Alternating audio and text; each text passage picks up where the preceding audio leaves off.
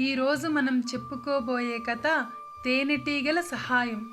పూర్వం ఒకప్పుడు జావా దేశాన్ని యోగదత్తుడనే రాజు పరిపాలించేవాడు. అతనికి సుమతి అనే చక్కటి చుక్కలాంటి కూతురుండేది. ఆ పిల్ల అందం దేశ దేశాల్లో పేరు మారుమ్రోగిపోయింది. ఎంతోమంది రాజకుమారులు ఆ పిల్లను పెళ్లి చేసుకోవాలని చూస్తుండేవారు. వాళ్ళల్లో సింహాల దేశపు రాజకుమారుడు సింహకేతుడు. అతను పెద్ద సైన్యాన్ని పోగు చేసి పెద్ద పెద్ద ఓడలలో జావా దేశం మీదికి దండెత్తాడు. యోగదత్తుడికి ఈ సంగతి తెలిసింది. అతని మంత్రులు సామంతులు యుద్ధం చేసి సింహకేతుని జావాలో కాలు పెట్టకుండానే పారదోలమన్నారు. కానీ యోగదత్తుడు ఒప్పుకోలేదు. రాజులు యుద్ధం చేయటం ప్రజలకు మంచిది కాదు. ఏ రాజు ఓడిపోయినా నష్టపడేది ప్రజలే. కాబట్టి అతన్నే ఈ ప్రజల్ని ఏలనిద్దాం. నాకేమీ అభ్యంతరం లేదు. నేను నా భార్యను పిల్లను తీసుకుపోయి అడవిలో ఉంటాను అన్నాడు. యోగదత్తుడు అడవికి వెళ్ళిపోయాడు. మంత్రులు సామంతులు ప్రజలు అతనితో కూడా అడవికి వెళ్ళారు. సింహకేతు జావా రాజ్యంలో దిగాడు.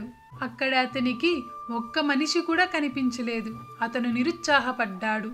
యోగదత్తుడు ఎక్కడ ఉన్నది అతనికి జాడ చెప్పే వాళ్ళే లేరు. యోగదత్తుడు దట్టమైన అడవికి పోయి అక్కడ ఒక గుహలో భార్య బిడ్డలతో ఉండసాగాడు. ఒకరోజు ఉదయాన అతను తపస్సు చేసుకోవటానికి బయలుదేరాడు.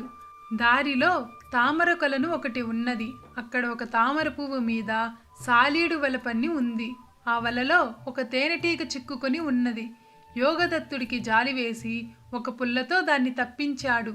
ఆ తరువాత మామూలు చోటుకు పోయి కూర్చొని తపస్సు చేసుకోవటం మొదలుపెట్టాడు. అతనికి ఆ వేళ దేవి ప్రత్యక్షమై, ఓ రాజా, తేనెటీగకు నువ్వు చేసిన ఉపకారం ఊరికే పోదు. శత్రువు నుంచి నిన్ను అవి కాపాడుతాయి. చెట్ల మానులతో ఒక కోట కట్టు. జావా దేశపు తేనెటీగలన్నీ వచ్చి దాంట్లో ఉంటాయి అని చెప్పి మాయమయ్యింది. యోగదత్తుడు ఆ ప్రకారంగానే కోట కట్టాడు.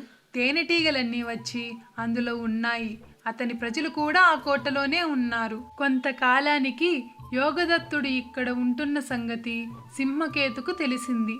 అతను రాజును చంపి అతని కూతురును ఎత్తుకుపోదాము అనుకొని పెద్ద సైన్యంతో వచ్చి కోట ముట్టడించాడు. కానీ అతన్ని ఎవరూ ఎదిరించలేదు. సింహకేతు కొయ్య కోటను ధ్వంసం చేశాడు. ఇంకేం, తేనెటీగలు ఒక్కసారిగా జుమ్మని లేచాయి. సింహకేతును అతని సైన్యాన్ని గుర్రాల్ని చచ్చేటట్టు కుట్టినాయి. పాపం సింహకేతు మొహమంతా వాచి కళ్ళు కనపడక గుర్రం మీద నుండి పడిపోయాడు. యోగదత్తుడు అతన్ని తన గుహలోకి తీసుకుపోయి గాయాలు మన్పి తన కూతురుని ఇచ్చి పెళ్లి చేశాడు. సింహకేతు బుద్ధి తెచ్చుకొని జావా ప్రజలను చక్కగా పరిపాలిస్తూ అక్కడే ఉండిపోయాడు.